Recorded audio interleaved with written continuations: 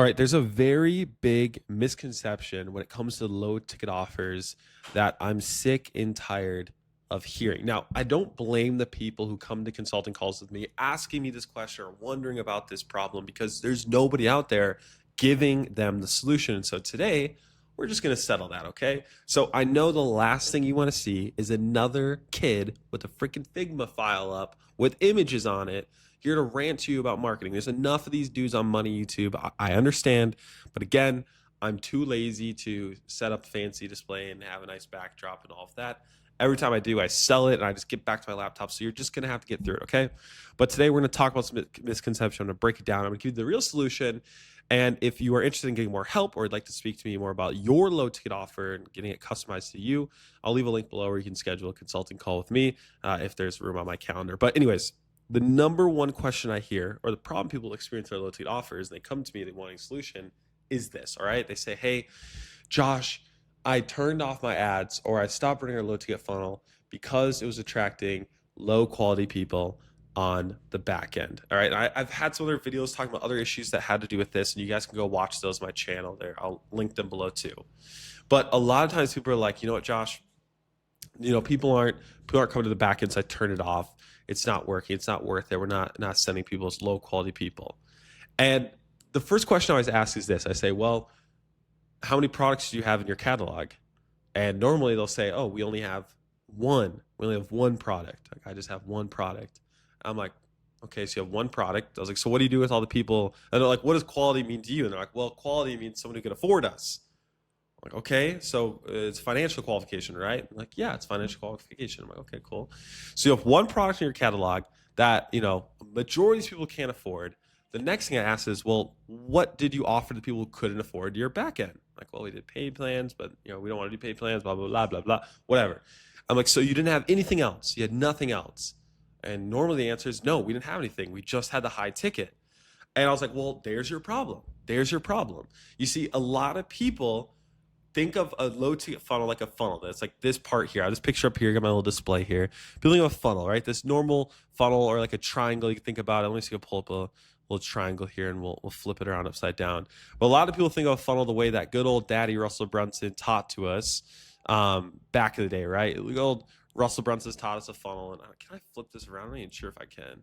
Okay, so most people think of a funnel like this, right? They think, okay, I'm gonna put a bunch of traffic in at the top here, and then all of a sudden it's gonna push everyone through my dream customer here at the bottom, right? That's how we think about it. And they get pissed when there's not a dream customer coming out the bottom, or they're like, why aren't we getting enough people?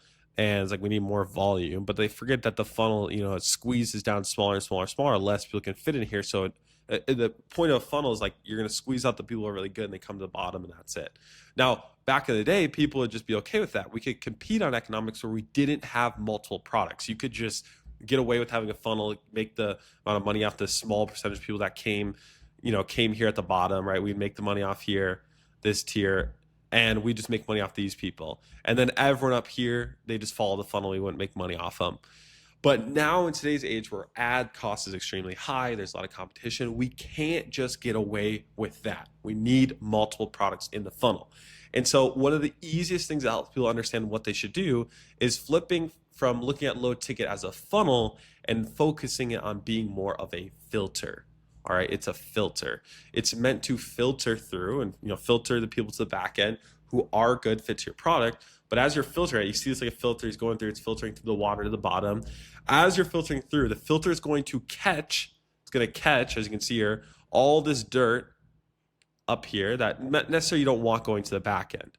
And so the question then becomes, how can we make money, right? How can we make some money? Look at this beautiful S. Ooh, look at that money sign, fire. How can we make money off the people that are, coming in from this dirt here? Well, we have multiple products. And so I just got off a call with somebody where I told them, like, okay, well, we need a downsell. If they can't afford your high ticket, we need a downsell. That we need offers for everybody.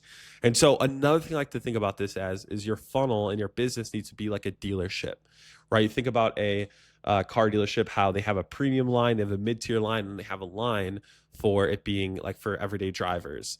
And so it's very easy to install these other products in your catalog that your sales reps and other people can, downsell if they're not a good fit or financially disqualify. And so sometimes with our low ticket funnels, let's say someone's going through and we're doing front end, 2 order bumps, book a call. If they aren't a good fit for the book a call, like financially disqualify them based on their questions, we'll push them to another sales page, hit them with another upsell where we're selling them like our DIY option or just a course version of the high ticket backend.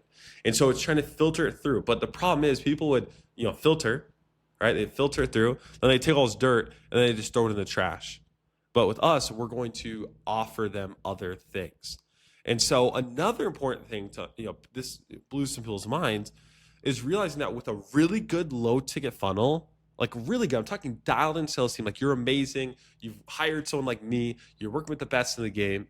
Your funnel from front end purchases, so the number of people purchasing on the front end, to back end buyers, the ascension rate, the conversion on that will be around 3%.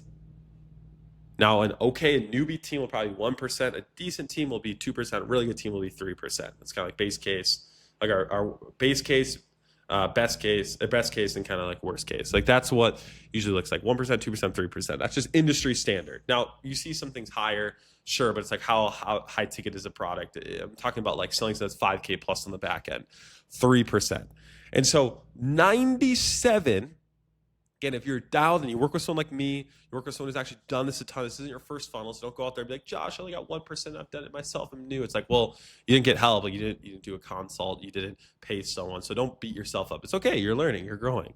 But a really good funnel, 3%, that means 97% of everyone else who with your funnel is not going to give you any more money unless you have more products on the back end. And so the solution isn't to be like, oh my gosh, I need to turn off my funnel because I'm looking high quality people in the back end. It's like, no, keep your dang ads on if you're break even or profitable or even at a slight loss, and find more ways to make more money by just having other products in your catalog. Very simple, but a lot of people look at this funnel the wrong way. And so I just want to handle it here right now. Comes up all the time our consulting calls. Hopefully I can save everybody that question when they do schedule with me, and I can just point them to this video. But that being said, guys, hopefully you enjoyed today's rant and ugly Figma board. Let me know if you guys like the ugly Figma board, any video suggestions that you'd like to see. I'm actually working on putting out a new video soon on a free course on building our first low ticket funnel. So that'll be coming soon, as well as some other rants that'll probably pop up. I don't plan this. I do, tons of consulting calls. I work on so many offers.